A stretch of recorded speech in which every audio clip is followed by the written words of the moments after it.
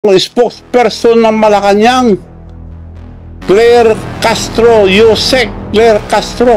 Ganun ba kababa ang spokesperson ng Malacanang? Naging parang atakdog. Dahil kung basta magsalita, parang atakdog. Alam mo na atakdog? Ulol na aso, pag nakaamoy ang pera, kumakagat. Magandang oras po sa inyo lahat na nakikinig sa akin. Meron na akong gustong sagutin ang bato ng Malacanang. Noong nagpunta ko sa Roma, binato ako ng katakot-takot na mga trolls. Ang tawag ko dyan, atakdog. Alam niyo ba atakdog? Ulol na aso, pag nakaamoy ng pera, kakagat. Now, sasagot, lahat, tandaan niyo po ito. Isa lang ang salita ko.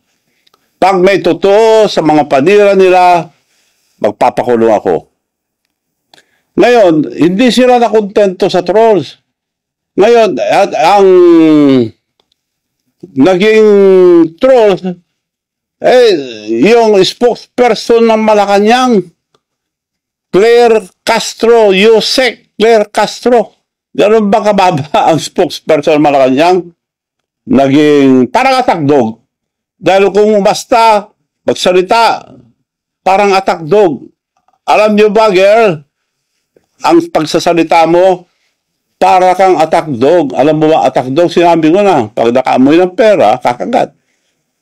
Naubusan na ba kayo ng atakdog na ikaw na mismo ang nagsasalita? Magsalita kayo ng totoo para paniwalaan kayo ng tao. Wala kayong isang salita eh. Sasagutin ko, ano yung mga issue mo sa akin? Nabanggit mo, weteng. Sabihin ko sa'yo, on the record tayo mag-base lahat.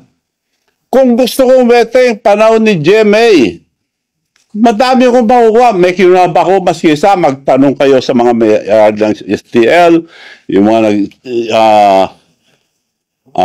nagpapaweteng nung araw, doon sa bayan, sa probinsya ni Presidente. Wala akong kinuha. Kung interesado ko, ang dami kong nakuha. O, yun ang sagot ko sa weteng. Ano pa ang issue? Ang dami pong binabato na hindi totoo. Ano pa ba yung mga issue niya? PCSO. PCSO. Ikaw nagsabi yan, ha, girl?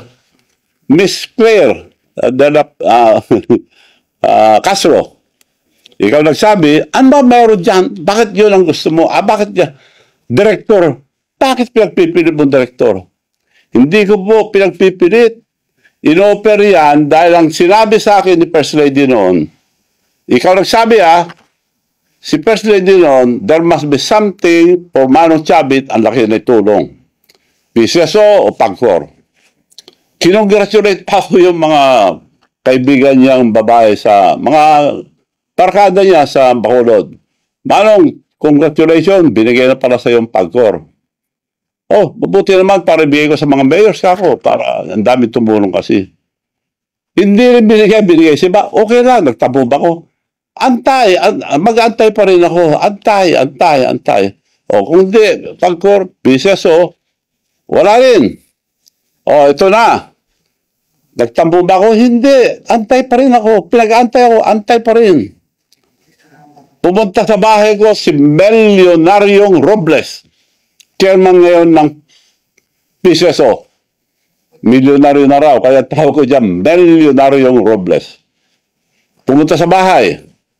O, Manong, gusto kitang tulungan. Ganito. Ibibigay ko sa iyo ang, magantay ka lang. Antay. Oo. Bibigay ko sa iyo ang Laguna at Batangas. So, salamat naman para maibigay ko sa mga mayors na tumulong.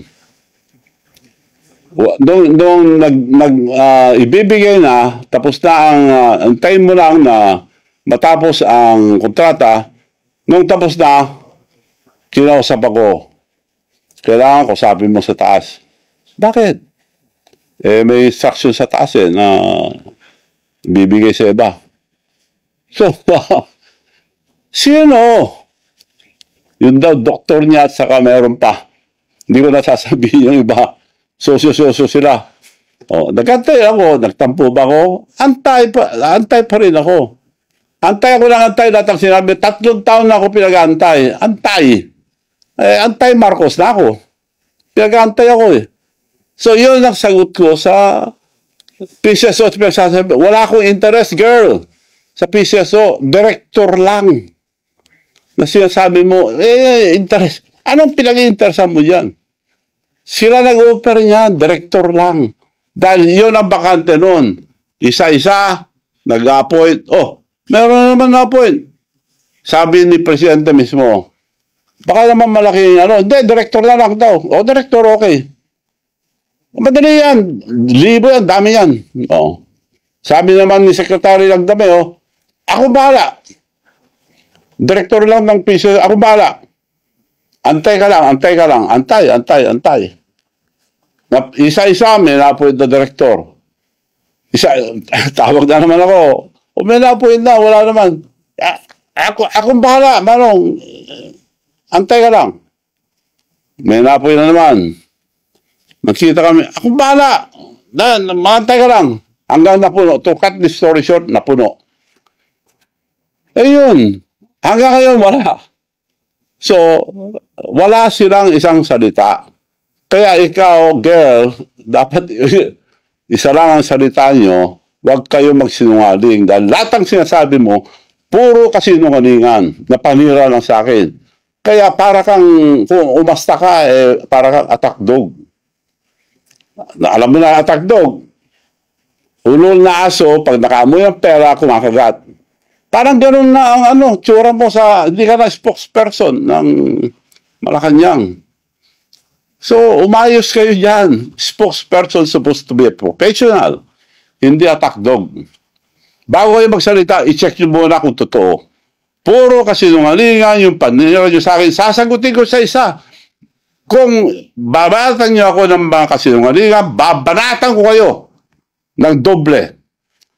Hindi ko lang nadala yung papel dito.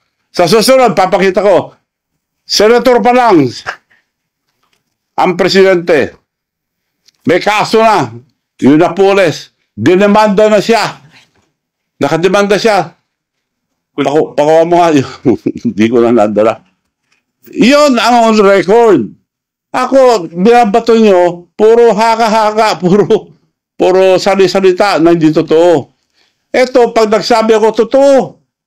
Sinong may kaso? Nademanda si Senator Bongbong Marcos. Panahon din na Napoles, kasama siya ron. Sabi ko to, hindi ko sinasabi to dahil lang sa kasinungalingan mo, sasabihin ko lang to. Sige, magsinungaling pa kayo. Eto. Oh. Bongbong Marcos sued for plunder over pork barrel scam. Ayan ang nakarecord. Madam Spokesperson. Ito. Girl, tingnan mo ito, girl. Ito. Bongbong Marcos sued for plunder. Plunder filed versus Bongbong Marcos over 205 pork barrel scam. Yan ang record. Hindi ko na sana ilalabas to, pero girl, ikaw nag-umpisa, tatapusin ko. Pagsalita kayo, yung totoo. Ako, sasagutin ko kayo, puro totoo ilalabas ko. So, yun lang po ngayon. Marami pa kayong maririnig. Antayin natin yung mga tagdog. Puro kasinungalingan. Ulitin ko po, kung may katotohanan, yung mga sinasabi nyo sa akin, magpapakulong ako. Hindi ako kagaya yun, nagsisinungaling. So, kontento ka na, girl, na wala akong interest sa PCSO, sila na nga ako. Pinag-antay-antay ako. 3 taon ako nag-antay. Now, you cannot blame me. Antay Marcos na ako, pinag-antay na ako. Silang gumawa sa akin eh. Gumastos ako. Tinulungan ko sila. Araw-araw kami lang lumalabas. Unang labas pa lang, Presidente, inisulto na ako sa Japan. Sinabi ko na yun, ulit. Binati lahat na nasa presidential table, pinalala pa yung anak niya, Sandro, Dad, Manu Chavez here. Hindi ako pinansin. Bastos yun, pero hindi ako nagtampo. Kinausap ko pa rin sila. Nasaktan ako? Of course, nasaktan ako. Dahil tao lang ako, hindi ako plastic. So, girls, tandaan mo ito. Dahil kasama ka na sa nag-aatake sa akin, sasagutin kita maski sa anong sabihin mo. Pero magpakatotoo kayo. Marami akong ilalabas. Totoo lang lahat. Maraming salamat po.